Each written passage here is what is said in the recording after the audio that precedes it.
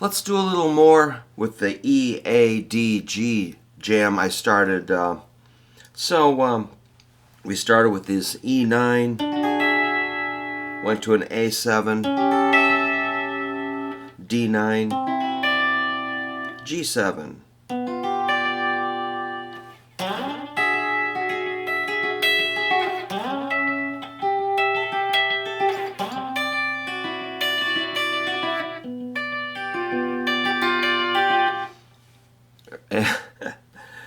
Then I directed us down to this E7 down here, which is like pretty close to an E9. If you want to add that F sharp, it would make it an E9. But let's just go with E7, A7, D7, and G7. And you can kind of get some rhythm going.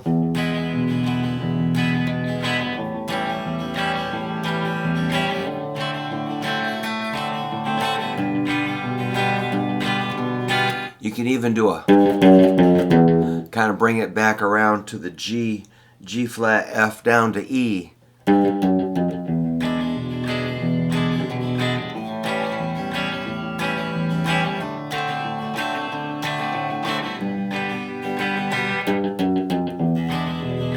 That's kind of fun.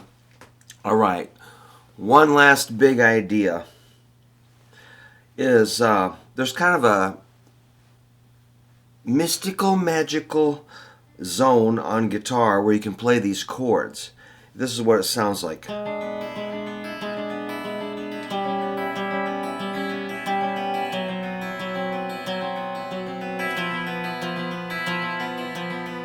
So I'll explain that, but let me just tell you that that's an E7. This is like an A, kind of an A9. This must be like a D, probably a D13 or something. And here's a G, what's that, like a G13, something like that. But don't worry about all those names and formulas at the moment. Main thing is it's just a shape. So pretty simple. It's like a 6 and a 7. That's on the 6 is on the 4th string, 7's on the 3rd string, and 2 open strings. That gives you, and we're just going to keep that shape going down, and it just magically transforms from chord to chord with just one shape. So it's super efficient, and you get like some profoundly neat chords. So that would be like a 3rd, a flatted 7, a 5th, and a root. That's a complete E7 chord there. We got the full formula. For A7, looks like we have a flatted 7, a major 3rd, a 9th, and a 5th. So we're missing a root. Who cares? So again, that would be a 5, 6, 0, 0 for the A. Pretty much an A9. Down one more fret, exact same shape. Don't change anything, just move. It gets us kind of a weird D7. So that'd be like a 3rd at the 4th fret, the F sharp, a flatted 7 at the 5th fret, but the B is a 6th. Yep. So we got a 3rd, a 7, a flatted 7, and a 6, and they're like a half step apart. So they kind of fight, which is kind of cool. And then the E would be a 2nd or a 9th. So I already forgot. What do we got? A 3rd, 7th, 6, and a 9. So it'd be like a 6-9 with a flatted 7. Far out. What does that mean? Okay,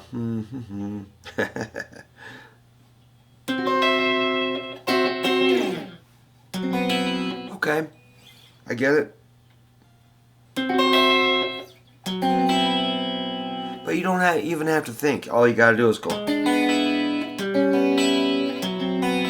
And the next one is like representing a G7 that's at the 3rd and 4th fret. So that'd be a flatted 7, a major 3rd, another major 3rd, and a 6. So it's kind of like a G13.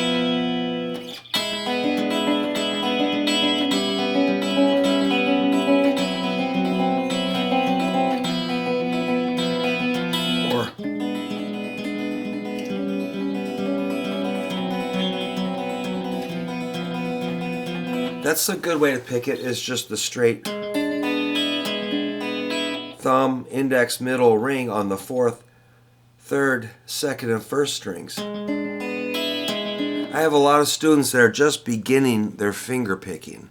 So this might be a really good exercise for them. So I don't really try to get super complex patterns until they're used to this, just rolling their hand.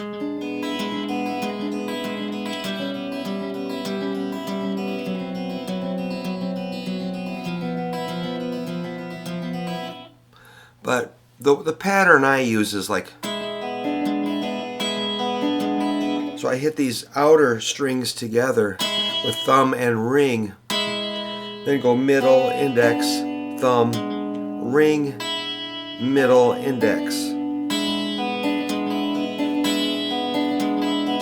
Again, it's ring and thumb at the same time on the outer strings, middle, index, thumb, ring, middle, index. So that's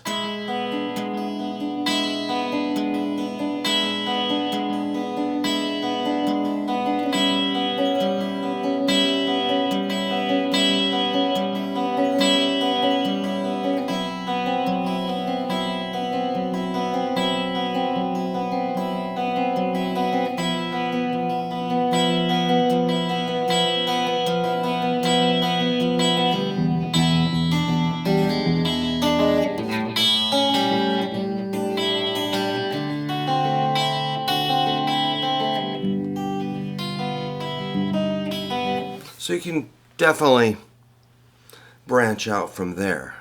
That's the idea. I'm just giving you a little start, just some ideas. And remember, and then you can bring it up to,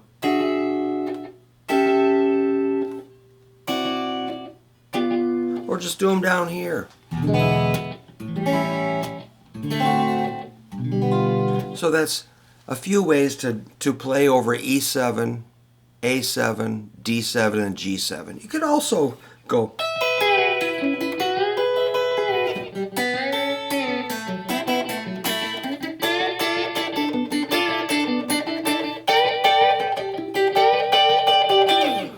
Maybe we'll do that tomorrow. But for now, maybe that's a good place to wrap it up. So the main idea is just that shape. I seem to like middle and ring. Okay, I'm out of here. Thanks for stopping by. Let me know what's going on. Adios.